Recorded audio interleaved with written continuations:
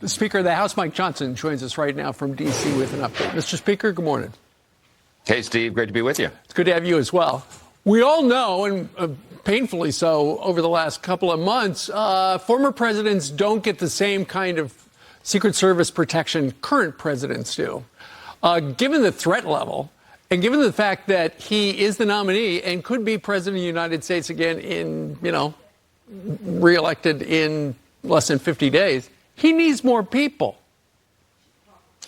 Yes, he does. And I had that conversation with the White House yesterday. I called and demanded that President Trump receive the same level of protection that the sitting president does because he is under such great threat. I mean, clearly, he's the most threatened figure in American public life, and the Secret Service has an obligation to protect him. So they need to make every available asset assigned to him right now. President Trump and I have talked about this, and now I've talked about it with the White House. Now, they say they're going to be cooperative, but they also say there's a manpower issue. So Congress is looking at every aspect of this. If we need to add additional funding, we will, but it's difficult to go hire 2,500 new Secret Service agents in the next 48 days, right? So they're going to have to rely upon, in some cases, to fill the gaps, local and state law enforcement. And so we're looking at every aspect. This job must be done.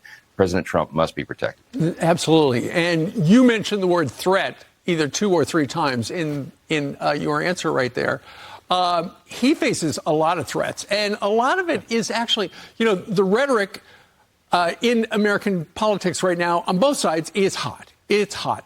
But in particular, the White House, this White House, the president, the vice president, and even the press secretary have referred to Donald Trump as a threat to democracy.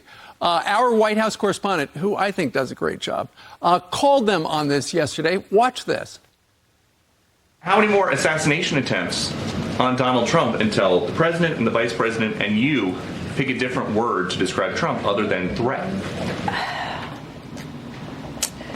Peter, if anything from this administration, I actually completely disagree with the premise of your question, the question that you're asking.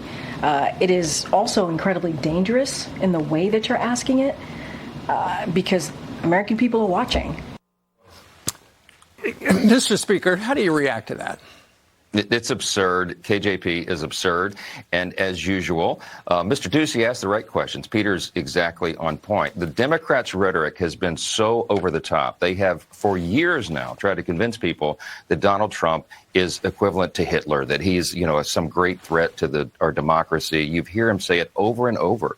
That triggers people. That triggers people like the 2 shooters that have already tried to make an attempt on his life. Everybody has a responsibility, certainly those at the top of the Democratic Party, to turn the heat down. Let's have a vigorous debate on policy. Fantastic. Let's have a debate about the record of both of these officials. But don't try to convince people that he's some sort of threat. Donald Trump is running for president to save the country. His policies, his ideas are going to save America. And it's absurd for them to continue in this charade. And it's actually really quite dangerous. Mr. Speaker, let's get to your day job. Today, there's going to be a vote on a short-term funding bill. It's not going to pass. What's going to happen? Listen, Congress has an immediate obligation to do 2 very important things. We have to keep the government funded, and we need to make sure that our elections are secure. And we have a vehicle today to do both things. Because we owe that to the American people, and because they demand it, we're moving legislation today to have a continuing resolution to keep the government going for 6 months and to make sure that illegals cannot vote, non-citizens cannot vote in the upcoming election. It's a number 1 issue around the country, Steve. I've been traveling nonstop for campaign events around the country, 206 cities in 40 states so far, okay? Everywhere I go, the first or second question in every public forum is, can we count on the security of the vote?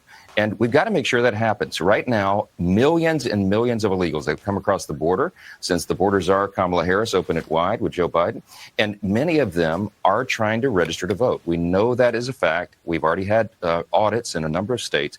And we have to ensure that identification and proof of citizenship is offered when someone registers to vote. Plain and simple. The Democrats don't want that, and we're going to try to push it through today. Okay. I noticed you said going to try. If it doesn't work, any suggestions what Plan B might be? It would probably have to be a clean CR. And then you would need Democrats to help you. I don't talk about plan B, Steve. I'm the quarterback on the field or running the play, okay? I got to focus on that down the field. Now, there's a big playbook, lots of ideas, okay? But this is the play. This is the right one. By the way, it's almost a 90% issue in the country. It's not even partisan. Right. Everybody understands only U.S. citizens should vote in U.S. elections. And so we are going to force that, not just the message, but the legislation. All right. This is a real play. We're going to try to get it done today.